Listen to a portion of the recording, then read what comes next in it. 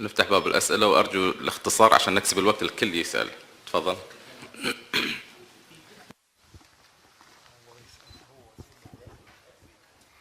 السلام عليكم. عادل الرحموني، موقع ماتش بريس واذاعه راديو مدينه اف ام. كوتش، من بعد الضمان ديال المنتخب السعودي 6 نقاط والتاهل، ربما يقدر اغفي غوناغ انه يرتاح اللاعبين ديالو من الاعطاب، يوجدهم الدور القديم ديال الربع.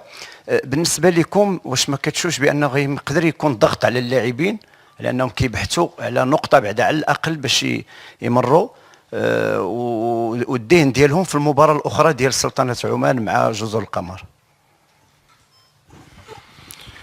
فاكيد على ان المنتخب ديال السعوديه عنده واحد لافونتاج، عنده واحد لو لوكس اللي كنا كنتمناوه حتى حنا من خلال المقابله اللي فاتت ديال سلطنه عمان. اي مدرب اي فريق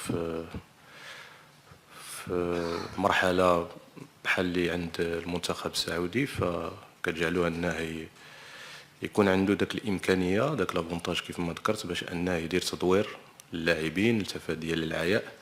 فهذا نافونتاج اللي عند السعوديه بكل صراحه كيف ما ذكرتوا. يمكن لهم انهم يستغلوه كيف ما يمكن لهم انهم ما يستغلوش. هذا كيبقى اختيار ديال المدرب ديالهم، كلها وجهه النظر ديالو، كلها وكيفاش كيشوف لا جيستيون ديال باقي المقابلات اللي جايين. مي بالنسبه لنا حنا في جميع اكبر خطا يمكننا نديروه هو اننا نلعبوا فقط على نقطه ديال التعادل، لان نخوضوا المقابله بطريقه اللي كتخولنا باش نفوزوا بالمقابله. كذلك غادي نخوضوا المقابله من غير ضغوطات، ان الضغوطات اللي عندنا بغض النظر على لونجو اللي كاين في المقابله فهي دائما كنقول بانها ضغوطات ايجابيه، وضغوطات كتجي من الباب ديال المسؤوليه ومن باب تشريف كره القدم الوطنيه. ما كاينش شي حاجه جديده علينا، مقابله اللي غادي تجعلنا اننا نديروا المجهودات ديالنا كامله باش اننا نظفروا بالمقابله وباش اننا نشرفوا كره القدم الوطنيه احسن تشريف. كوتش طارق، يعني في لي دو بروميي ماتش شفنا بان كانت واحد شويه ديال لا كوهيزيون في لو جروب، كان خاصهم الوقت باش يولفوا على بعضياتهم في هاد لا كومبيتيسيون هادي. لو فولي ديفونسيف يعني في لو دوزيام ماتش بان بانه il était plus efficace، ولكن اوفونسيفمون كاين واحد لو مونك دو كومونيكاسيون ما بين لا لين ميديان ولا رولونس فيغ لافون. واش خدمتوا على هاد الفولي هذا بوغ لو بروشان ماتش ضد السعوديه؟ شكرا على السؤال ديالك. لان حنا بالنسبه للهجوم او الخطوط بثلاثه بهم الى صح التعبير، لان ما عندناش للاسف ما عندناش اللي تمتعوا به الفرق او الخصوم اللي لعبنا بهم، بما فيهم المقابله ديال الغد.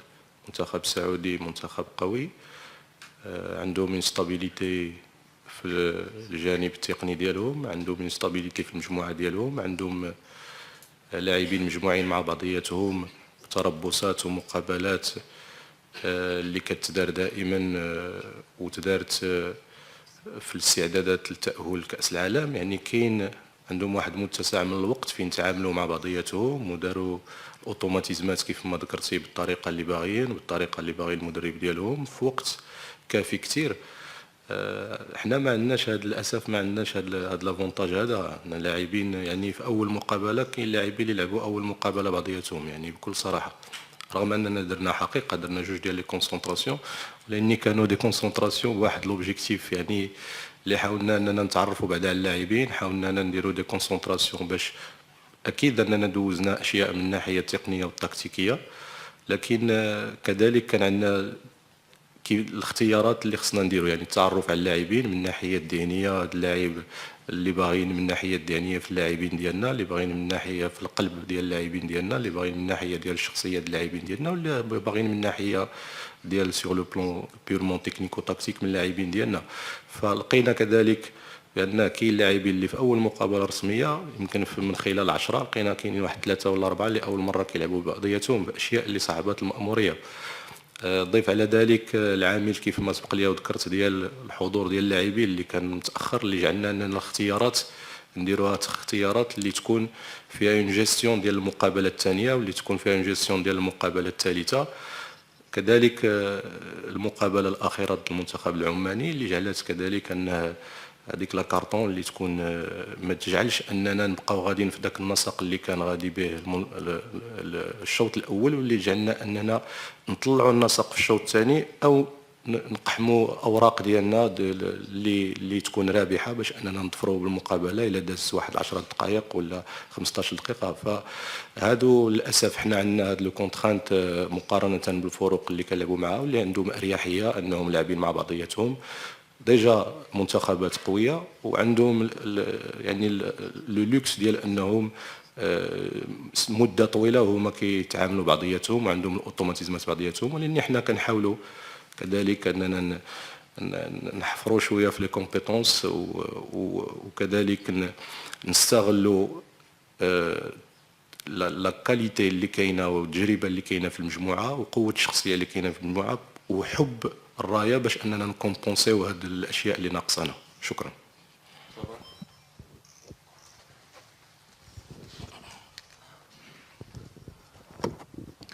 وليد الحديدي فروم 365 سكورز. تحياتي يا كابتن طارق. يعني مؤكد التعادل الاخير امام المنتخب العماني وضع المنتخب المغربي في موقف صعب، لانه محتاج يفوز علشان يضمن التاهل في المباراه الاخيره، لكن المباراه الاخيره قدام منتخب ايضا قوي بقياده مدير فني صاحب خبرات ويحمل ذكريات كمان مع الكره المغربيه. تعليق حضرتك على مواجهتك للمنتخب السعودي وصعوبتها خصوصا قدام مدير فني مثل إيرفي رينار يعلم الكثير عن الكرة المغربية؟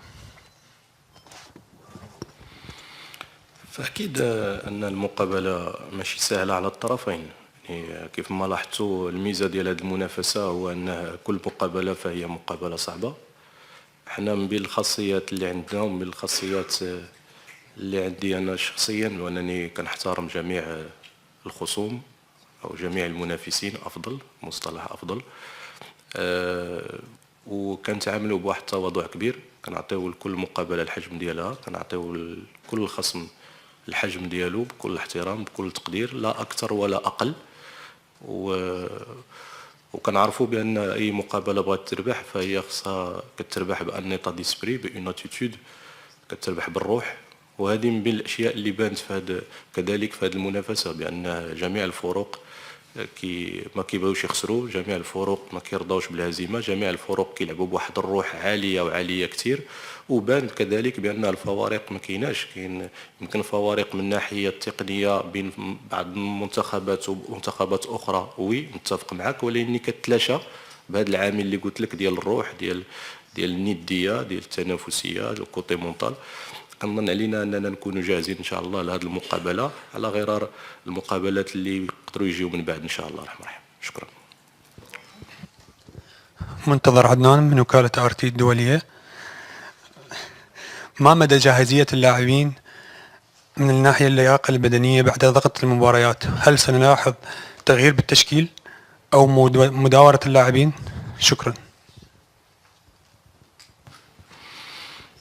لا للاسف بالنسبه لمداوره اللاعبين كنظن صعب اننا نتدار، لان احنا بصدد البحث على يعني ورقه التاهل.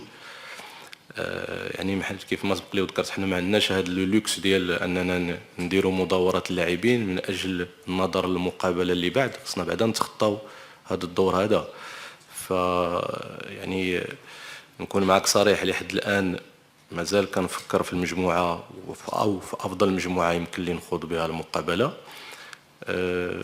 مقابله مره واحده اخرى ما تكونش سهله، مره واحده اخرى غادي تكون مقابله اللي صعبه ضد منتخب قوي، ضد منتخب مؤهل لكاس العالم، ضد منتخب جاي يعني من مرشح كذلك قوي للظفر بهذا اللقب هذا. وان شاء الله الرحمن الرحيم احنا جاهزين كذلك باش اننا نخرجوا بالمقابله البر الامان ونمروا للدور الموالي ان شاء الله. شكرا. السلام عليكم. امين المجدوبي من جريده المنتخب المغربيه.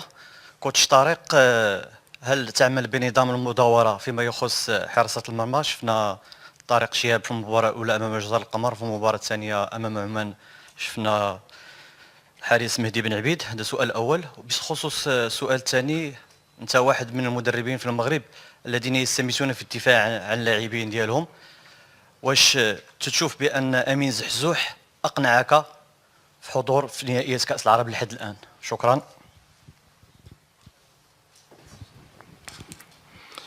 اولا كنشكرك كذلك على هذا السؤال، لان كاين بعض الاسئله اللي كتكون مهمه، وحنا في هذا المكان في بعض الاحيان كيديونا المقابلات وتيوقع كثره اللغط والقيل والقال وما كتكونش الحقيقه واضحه، وحنا وانتوما مشكورين، لان من الباب ديال المسؤوليه الملقاه على العاتق ديالنا، لا حنا كجهاز فني ولا نتوما كصحفيين محترمين، وكن لكم كل احترام وكل تقدير، هو يعني اعطاء المعلومه للجمهور الكريم. فبالنسبه لكره القدم، بالنسبه للحارس، فانتم كتعرفوا بان عندنا الحارس شهاب، عندنا الحارس بن عبيد، وعندنا غنيمي. هاد الثلاث الحراس بالنسبه لنا كلهم مهمين، تم درت الاختيار لهم نظرا لاعتبارات كثيره. اما من خلال السؤال ديالك نبقاو الحديث على شهاب وعلى بن عبيد، فالمدرب من بعد فتره من الفترات قبل الدخول للمنافسه يحدد الحارس رقم 1 والحارس رقم 2 والحارس رقم 3. الحارس رقم 1 اللي حددوه حدوا ربيه هو بن عبيد، والحارس رقم 2 هو شهاب. لكن لاحظتوا بانه، وهنا نقول لك كان عندنا شويه ديال الشجاعه، يمكن الناس ما عارفينش هذه الامور، مي كان عندنا شويه ديال الشجاعه في المقابله الاولى.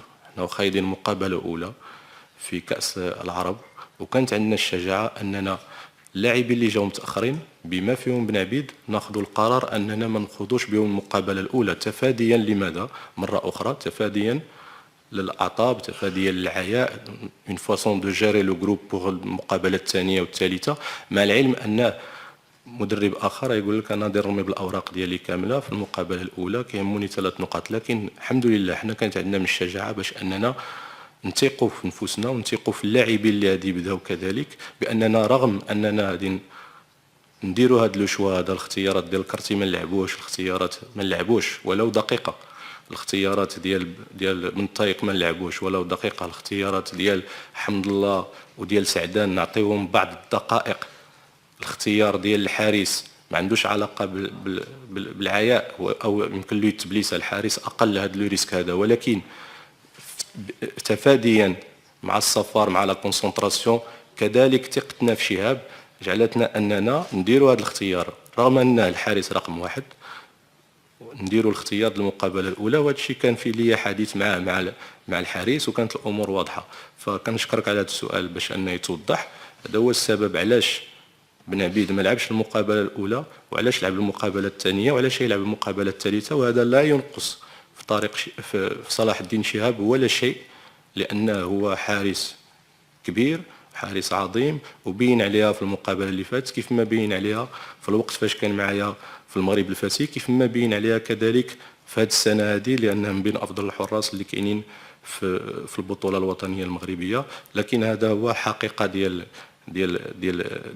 النقطه ديال الحراس. شكرا. بسؤال اللاعب اللي عنده سؤال اللاعب يتفضل فيه. تفضل. مهدي عبد الله، دوري غير من القناة السعودية. سؤال للكابتن محمد مفيد، كونك في خانة الظهير الأيمن، من اللاعب الذي تخشى مواجهته من المنتخب السعودي، خصوصا أن سالم الدوسري مساهم في 5 أهداف في هذه البطولة وراح يكون ركيزة أساسية في المنتخب السعودي؟ شكرا على السؤال ديالك. نقدر نقول لك ما كنخشى حتى شي لاعب، كنخافو من حتى شي واحد.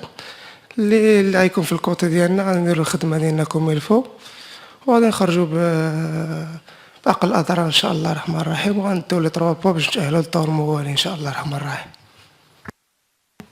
شكرا لحضوركم، شكرا كابتن طارق، شكرا لاعب محمد. شكرا.